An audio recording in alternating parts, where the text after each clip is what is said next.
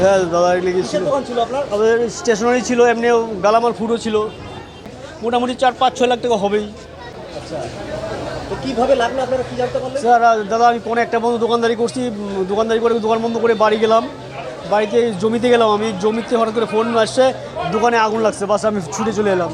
Phone বললো যে দোকানে আগুন লাগছে, দাদাকে তাড়াতাড়ি বলো আসতে। আর ফোনের উপরে ফোন, সবাই তো এখান থেকে সবাই ফোন করছে। আমরা আসছি ততক্ষণে সব শেষ হয়ে গেছে, কিচ্ছু পাইনি এসে। সব কিছু পান দোকান এমনিতে, আর সব স্টেশনারি যত যাবতীয় তেলের প্যাকেট, তারপর ঠান্ডার জিনিস, স্ন্যাক্সের বিস্কুট, যাবতীয় যত টোটাল যা লাগে সব কিছু আমাদের দোকানে থাকে। এখন কি বলবো, এটা তো মুখে মানে কোনো ভাষা নেই বলার মতন যে কী পরিস্থিতি হবে এখন। আমার নাম সোনামণি দে, বাড়ি আমাদের কোলটা রেলগেট। চেয়ারম্যান সাহেব এসেছিলেন? হ্যাঁ সে আসছিলেন, আশ্বাস দিল যত ব্যবস্থা আমরা করে দেবো, চেষ্টা করবো একটু ঘুরে দাঁড়ানোর জন্য। কি নাম আপনার?